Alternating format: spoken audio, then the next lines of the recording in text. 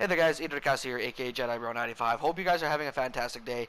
In this video is going to be 5 mistakes 2K cannot make with the NBA 2K21 prelude or demo, whatever the fuck it's going to be called. I don't know. We're probably going to hear something about the demo coming out here soon. Honestly, I personally feel like as of when I record this video, you know, who knows, we might get the demo announcement today or sometime this week is when I'm honestly expecting it. Or next week because, you know, 2K, you know, they just don't put out news about the game. Like, it's crazy how we've gone through an entire month and all we heard about the game is the fact that basically there's going to be a new shot meter, which I am personally not the biggest fan of, but I truly and honestly do not care because I play with my meter off now. I've been playing with my meter off for the last few months, and I will continue to do so because I am just so used to it, and the fact that I could just time shots no problem, even if they're catch and shoot shots or off dribble pull ups. But anyways, moving on from that, gentlemen, with that little bit of a little tidbit information, things that I don't think mistakes that 2K cannot make with the 2K21 prelude. The first and the biggest mistake that 2K cannot, absolutely 100% cannot afford to make with the 2K21 prelude is not giving us consumers or us players some online gameplay modes. In my opinion, that is inexcusable. When we have games like NBA Live that are giving players the ability to play online challenges with their my players as 70 plus overall players. Now, I'm not saying you have to give us a park or you have to give us the Pro-Am or the Rec Center or, you know, whatever. You don't even have to give us the fucking neighborhood. You don't even have to give us my player online gameplay.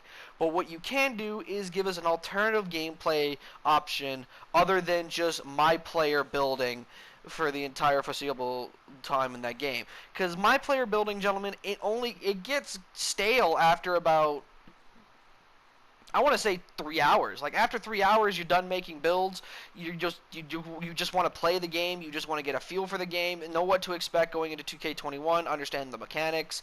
Understand the things that are going to be in the game. Things that are going to be things that you need to be wary of. Things that you want 2K to patch, because ultimately that is the thing with with demos. That is the point of a demo, is to give us the ability to have that idea of what needs to be changed and whatnot. And if you only give a select number of gameplays with my player games, that's not really going to figure out everything that you want to see fixed with 2K21 or even just in the game in general. And talking about my player builds, gentlemen, mistake number 2, they cannot afford to give us a limited amount of my player builds. I believe that my player builds should be infinite. I feel like my player builds should be able to, you should be able to make as many as you want and try out as many as you want with different variations, different customization options, with custom pie charts, different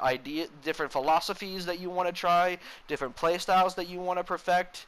You know, if you want to make a offensive threat with like only one playmaking badge and see how that plays, you go nuts. Although I don't think that's a good idea, but you go nuts. If you want to make a two-way slashing piece of shit, two-way slashing playmaker with hopefully a fucking 55 three-point shot, because let's be honest, if that two-way slashing playmaker is anywhere close in 2K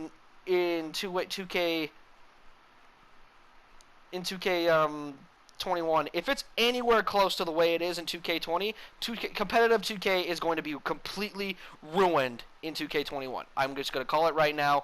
2K21's competitive gameplay balancing will be completely ruined because of that.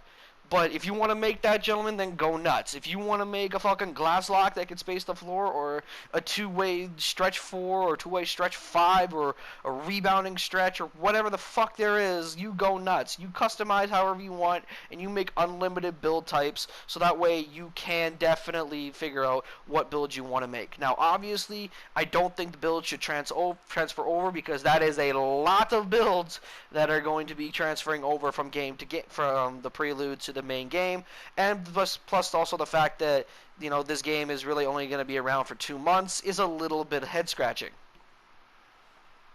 But nevertheless, I think that you definitely should have that ability to play as many builds as you want. Mistake number 3, gentlemen, that I don't think 2K can make with the NBA 2K21 Prelude.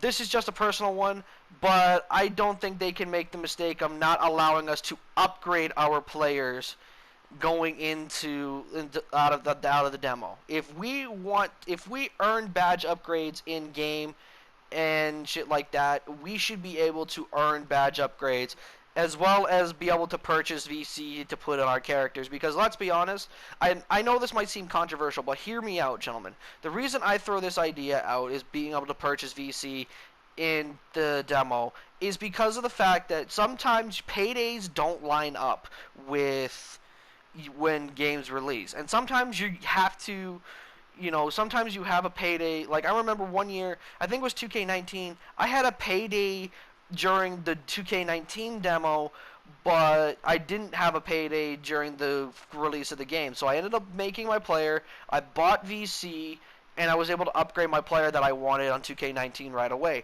Now, obviously, that ended up not working out, and I actually ended up getting my VC refunded to me because of the VC glitch that was going on in the demo, because I don't know why. And speaking of glitches, gentlemen, that's also going to be my next thing, but I'll touch on that when we get there.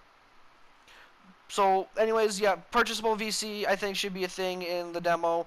And also, gentlemen, I think that 2K should allow you to be able to upgrade your players during the demo, and if they're going to have the ability, obviously, if they're going to have the ability to carry over builds from the demo to the prelude, from the demo to the full game, then I think you should be able to upgrade your builds and have them ready to go for you when you get over to the demo, to the full game, as well as badge progression and everything. And then, like I said, moving on, the mistake number 5 that 2K cannot make is just the glitches. 2K cannot release a demo that has so many bugs and glitches.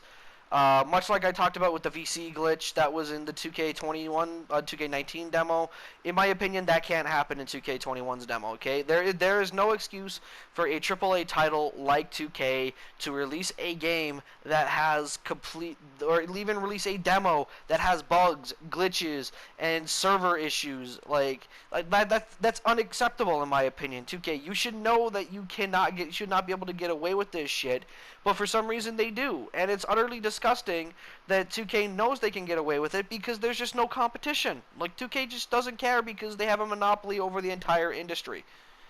But anyways, gentlemen, that is going to be it for this video. I will touch on my mistakes 2K cannot make for 2K21 in my next video. So with that being said, gentlemen, I'm out. Peace.